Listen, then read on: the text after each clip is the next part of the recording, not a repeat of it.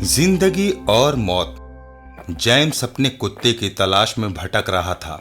उसका कुत्ता टॉमी सुबह से वापस नहीं लौटा था। पिछली बार जब टॉमी गायब हुआ था तो इसी कब्रिस्तान में मिला था। कब्रों के बीच गुजरते हुए एकाएक उसकी निगाह एक कब्र पर पड़ी। रॉबर्ट डिसूजा, जन्म 1740, मृत्यु 1990।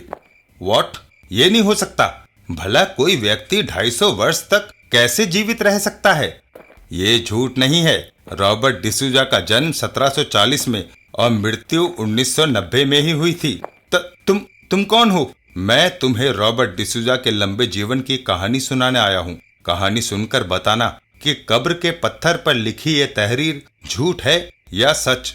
रॉबर्ट डिसूजा 18वीं शताब्दी का लंदन का सबसे धनवान व्यापारी था।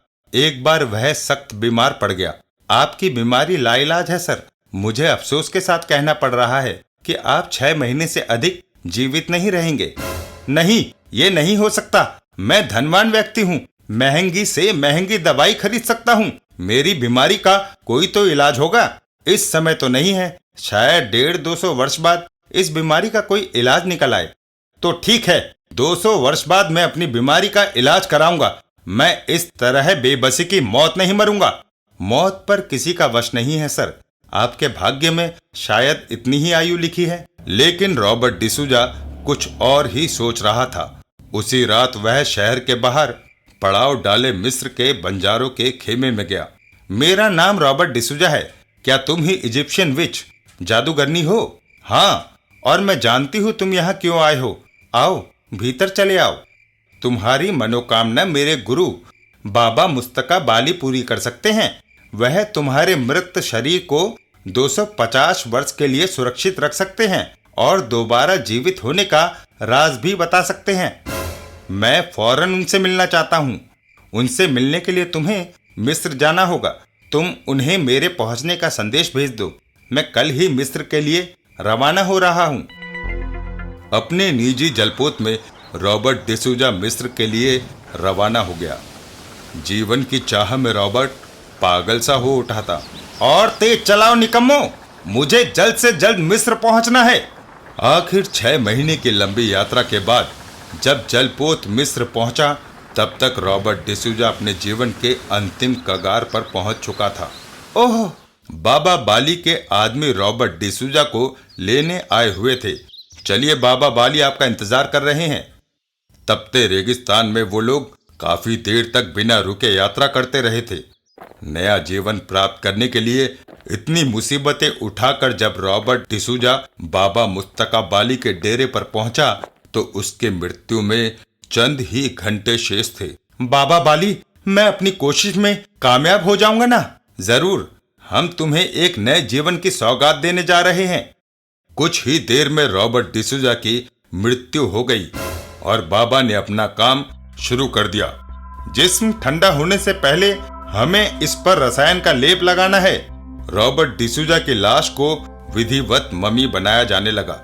रॉबर्ट डिसूजा की मम्मी एक शीशे के ताबूत में बंद करके बाबा बाली ने उसके आदमियों को सौंप दी। ले जाओ अपने मालिक को। 250 वर्ष बाद मिस्र का कोई भी जादूगर इसे दोबारा जीवित कर सकता है। रॉबर्ट डिसूजा के विश्वास पात्र सेवक उसका शव लेकर अपने देश इंग्लैंड रवाना हो गए। लंदन पहुंचकर रॉबर्ट डिसूजा का शव और उसका वसीयतनामा उसकी हवेली के तहखाने में रख दिया गया। फिर समय बीतता गया।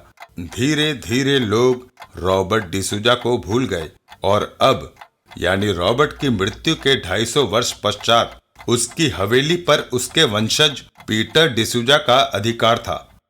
एक रात पीटर डिसूजा एकाएक ही नींद से जाग उठा। कोई मुझे आवाज दे रहा है। पीटर डिसूजा अपनी सुध-बुध खो चुका था। मुझे तहखाने में जाना है। सम्मोहित से पीटर डिसूजा के कदम स्वयं वर्षों से बंद पड़े तहखाने की ओर जा रहे थे। तहखाने में रखा ताबूत देखकर पीटर के होशो हवास को जबरदस्त झटका लगा था। ओह गॉड, ये लाश किसकी है? जैसे जैसे पीटर वह वसीयतनामा पढ़ता जा रहा था, उसके नेत्र फैलते जा रहे थे। ओह गॉड, इसमें लिखा है ये लाश मेरे पूर्वज रॉबर्ट डिसूजा की है और 250 वर्ष बाद मिस्री जादू से इन्हें दोबारा जीवित किया जा सकता है। अगले ही दिन पीटर ने मिस्र की एक जादूगरनी की सेवाएं प्राप्त की। हाँ, मैं इन्हें दोबारा जीवित कर सकती हूँ। जादूगरनी ने अपना काम शुरू किया। तुरंत ही एक आश्चर्यजनक घटना घटी। ओह गॉड, रॉबर्ट डिसूजा सचमुच जीवित हो चुका था। मैंने मौत को हरा दिया। मौत को कोई नहीं हरा सकता मूर्ख। जीवन के बाद मौत अटल है। बको मत, अब मैं नहीं मरूंगा। अपनी बीमारी का इलाज कराऊंगा। लेकिन मेरी बात तो सुनिए। हट जाओ, पहले मुझे ये नई दुनिया देखनी है। पीटर को धकेलकर रॉबर्ट तहखाने से बाहर आया। 250 वर्ष बाद बाहर की दुनिया देखूंगा। वह सीधा अस्तबल में पहुंचा था। नई दुनिया देखने के शौक में उसने घोड़े को एड़ लगाई। याहू! लेकिन रॉबर्ट डिसूजा ये नहीं जानता था कि 250 वर्ष बाद की इस दुनिया में बहुत कुछ बदल चुका है। ओह, ये क्या है? अब सड़कों पर घोड़े नहीं बल्कि मोटर गाड़ियां दौड़ती है। कुछ ही मिनटों में रॉबर्ट डिसूजा के नए जीवन का अंत हो गया। इस प्रकार रॉबर्ट डिसूजा का अंत हुआ और अब उसे समझ आ चुका है कि मौत अजय है। मौत को कोई नहीं हरा सकता। लेकिन आप ये सब कैसे जानते हैं? इसलिए कि मैं ही रॉबर्ट डिसूजा हूँ। मेरी आत्मा किसी को ये राज बताने के लिए भटक रही थी। मैं इंसानों को ये संदेश देना चाहता हूँ कि मौत से लड़ने की मूर्खता कभी ना करें। मौत तो अटल है, अटल।